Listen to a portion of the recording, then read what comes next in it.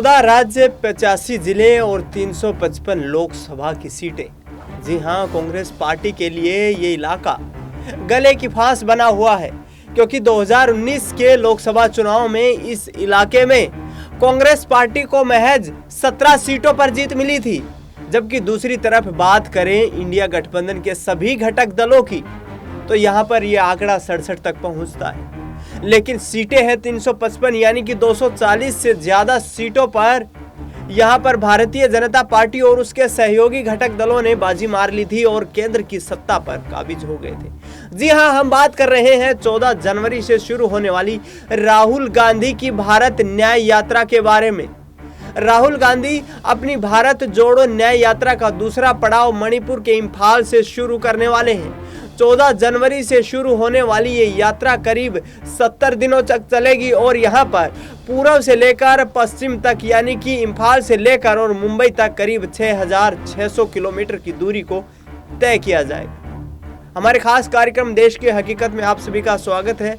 आकाश मेरे सहयोगी मेरे साथ मौजूद हैं। आकाश, खास कार्यक्रम में आपका स्वागत है। और जिस तरीके से आकाश यहाँ पर राहुल गांधी 2024 के लोकसभा चुनाव से पहले एक महत्वपूर्ण ये यात्रा शुरू करने जा रहे हैं, तो इसमें क्या देखते हैं कि कांग्रेस की स्थिति कितनी सुधरती नजर आएगी इस यात्रा से। जबकि पिछले साल जो यात्रा निकाली गई थी, उस यात्रा का नतीजा ये रहा कि कर्नाटक और हिमाचल प्रदेश में कांग्रेस पार्टी ने सरकार बना ली थी। तो क्या कितनी महत्वपूर्ण होने वाली है यात्रा? बिल्कुल दिनेश, देखिए जिस प्रकार से कांग्रेस पार्टी ने पहले भी भारत जोड़ो यात्रा करी है और यात्रा के दौरान अच्छा खासा वोट बैंक यहाँ पर कांग्रेस के खाते में जाता हुआ दिखाई दिया। उसके साथ सबसे महत्वपूर्ण बात ये रही कि यहाँ पर राहुल गांधी का जो राजनीतिक स्तर था वो काफी ज्यादा सुधरा।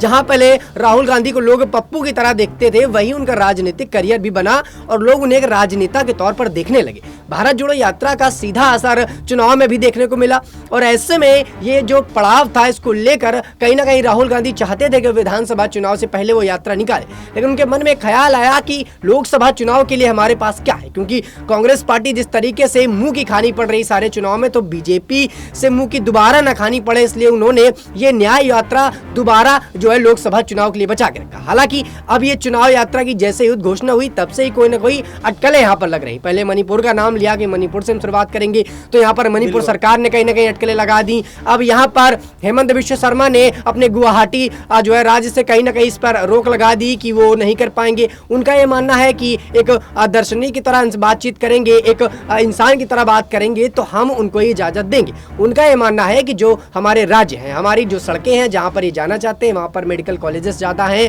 मेडिकल की सुविधाएं हैं और वहाँ पर अस्पताल ज्यादा है, और ऐसे में इनकी यात्रा यहाँ पर निकलती है तो यात्रा से जो इनका ट्रैफिक होगा, जो यात्रा में भीड़ होगी, उसकी वजह से यातायात में समस्या आएगी। और ऐसे में कांग्रेस पार्टी को वहां पर यात्रा करने के लिए तमाम मुश्किलों का सामना करना पड़ रहा है। तो अब भले ही यहां पर कांग्रेस पार्टी को मुश्किलों का सामना करना पड़ रहा है, लेकिन अगर ये न्याय यात्रा शुरू होती है और इसका परिणाम लोकसभा चुनाव के लिए कहीं ना कहीं कांग्रेस पार्टी को मिलेगा, क्योंकि राहुल गांधी ने पिछली बार भी जब ये किया था, एक लंबी रेस चलाई थी और देश के छोटे से बड़े आदमी से जो है बातचीत की थी, हर निम्न वर्ग, पिछड़े वर्ग के लोगों को जोड़ने का काम किया था और ऐसे में उनको राजनीतिक तौर पर भी फायदा मिला था। और आने वाले समय में अगर ऐसा होता है तो बिल्कुल यहाँ पर उनकी जो राजनीतिक छवि है वो सुधरेगी, पॉलिटिकल पार्टी की जो स्थिति है वो सुधरेगी, क्योंकि विधानसभा चुनाव में उनको काफी ज्यादा नुकसान देखने को मिला था। एक राज्य पर जीत दर्ज करके उनको अपना मुंह बंद करना पड़ा था और ऐसे में अब उनको थोड़ा सा मेहनत करनी पड़ेगी इस यात्रा पर, लेकिन इसका फल जरूर कहने का उनको मिलता हुआ नजर आएगा।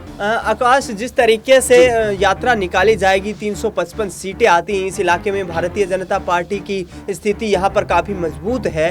तो यहाँ पर यदि राहुल गांधी अपने सहयोगी दलों के साथ, जहाँ इंडिया गठबंधन में शामिल है, पश्चिम बंगाल की बात करें, बिहार की बात करें, झारखंड की बात करें, उत्तर प्रदेश की बात करें, तो इस इलाके में यदि ये यात्रा यहाँ से निकलती है तो यहाँ से बीजेपी के लिए कितनी मुश्किलें साबित होंगी, क्योंकि कल सचिन पायलट ने छत्तीसगढ़ दौरे पर यह भी कहा कि इस न्याय यात्रा के दौरान हमारी नजरें 200 सीटें जीतने पर रहने वाली है। बिल्कुल, देखिए जाहिर तौर पर है कि कांग्रेस पार्टी अगर ये यात्रा निकाल रही है तो कांग्रेस पार्टी का एक ही मुद्दा है, चुनाव में जीतना। और किसी भी तरह से वोटों को बटोरना। और बीजेपी के इन राज्यों से अगर वो यात्रा निकलेगी तो जाहिर तौर पर है कि जो लोग कांग्रेस के हितैषी पहले हुआ करते थे, बीच में किसी कारणवश बीजेपी के हितैषी हो गए, वो दोबारा से जुड़ सकते हैं, क्योंकि कांग्रेस पार्टी अपना जो कार्यभार दोबारा से शुरू कर रही है और जनता के साथ जुड़ना शुरू कर रही है, जो ये बताता है कि यहाँ पर कांग्रेस पार्टी कहीं ना कहीं अपना वर्चस्व बना सकती है। भले ही थोड़ी मेहनत उठाने को मिले, लेकिन यहाँ पर बीजेपी पार्टी की तुलना पर कांग्रेस पार्टी अपना वर्चस्व धीरे धीरे ही बना पाएगी। और इस भारत जोड़ो न्याय यात्रा से कांग्रेस पार्टी को लाभ जरूर मिलेगा। कांग्रेस पार्टी उन राज्यों पर निकाल रही जहां पर बीजेपी का गढ़ है, और बीजेपी के गढ़ से वोट चुराना, वोट खींचने पर यह यात्रा बिल्कुल कहीं ना कहीं उनके लिए फायदेमंद साबित होगी और बीजेपी को नुकसान जरूर होगा। अगर ऐसा नहीं होता तो हेमंत बिस्वा शर्मा ये अपना बयान न देते और मणिपुर जैसे राज्य पर, जहां पर बीजेपी ने कुछ खासा अपनी सहमति नहीं दिखाई, खासा वहां पर को अपनी दिलचस्पी नहीं दिखाई तमाम कांड होने पर। अगर आपको याद हो, मैतेई और कुकी समुदाय के बीच में विवाद हुआ था और उसमें भारतीय जनता पार्टी ने अपना कोई योगदान नहीं दिया था और देश के प्रधानमंत्री नरेंद्र मोदी वहां गए भी नहीं थे। ऐसे राज्यों पर भी उनको खतरा है कि अगर ऐसे में कांग्रेस पार्टी वहां से यात्रा निकालती है तो कहीं ना कहीं उनका वोट बैंक उनके हाथों से जा सकता है।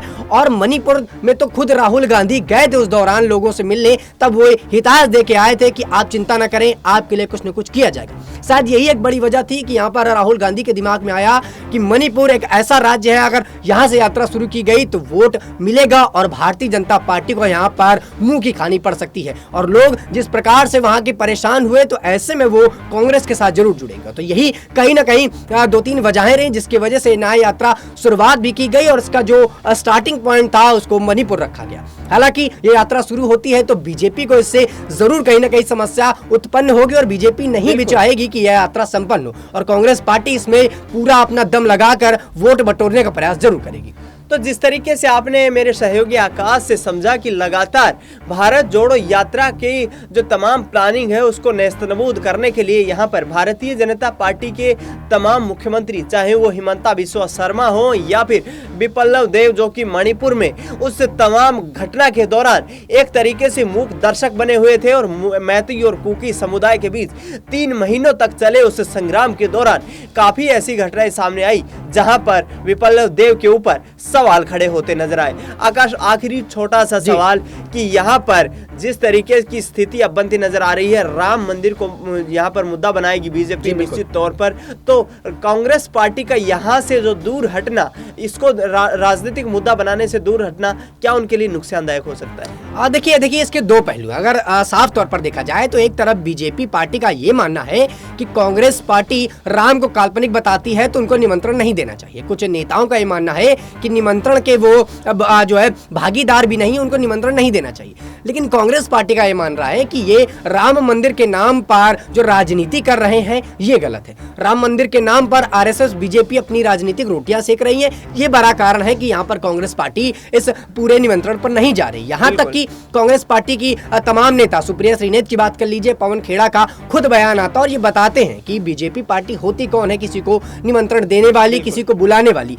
ये राम से ज्यादा है क्या, पीठाधीशों से ज्यादा है, आचार्यों से ज्यादा है, क्योंकि राम के दरबार में जाने के लिए किसी के आमंत्रण की जरूरत नहीं है और राम के दरबार से वापस आने के लिए किसी के जो है इजाजत की जरूरत नहीं है। वो राम की मर्जी है, श्रद्धालु की मर्जी है। वो अपने भगवान से कब मिलने जाते हैं, भगवान के दर पर कब जाते हैं और कब वहां पर आते हैं, ये राम और श्रद्धालु जाने। इस पर किसी इंसान के तो कम से कम हस्तक्षेप करने की जरूरत नहीं है और यही कारण है। अगर आप इतिहास पलटें तो कहीं ना कहीं यहाँ पर राम मंदिर को लेकर कांग्रेस की अच्छी खासी भागीदारी रही है। नेहरू जी के टाइम से लेकर राजीव गांधी के समय तक यहाँ पर लगातार कांग्रेस पार्टी ने जद्दोजहद की है राम मंदिर को बनवाने पर। लेकिन आरएसएस और बीजेपी के आते हुए कहीं ना कहीं ये मामला बदला और बीजेपी इसकी ब्रांड एम्बेसडर जैसी बनती हुई नजर आई और यही कांग्रेस पार्टी का मानना भी है और कांग्रेस पार्टी बोलती हुई भी नजर आ रही। हालांकि दोनों ही पार्टियों के बीच में टकरार हमें लगातार देखने को मिल रही है, लेकिन आने वाले समय में बीजेपी पार्टी इस पर अपनी राजनीतिक रोटियां सेकती है, ये संभव हो पाता है या फिर नहीं, और क्या जनता इस नाम पर वोट देती है फिर नहीं,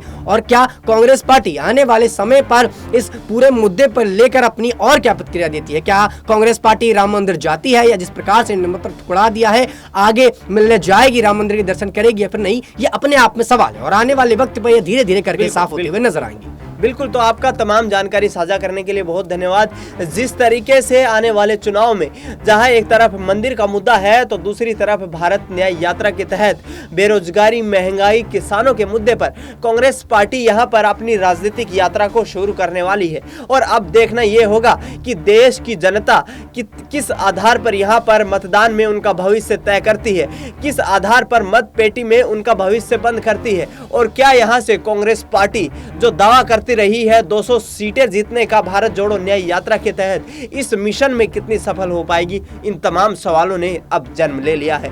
देश की हकीकत हमारे इससे खास कार्यक्रम में आज के लिए इतना ही। देश दुनिया की तमाम बड़ी खबरों के लिए आप देखते रहिए नेक्स्ट 9 न्यूज।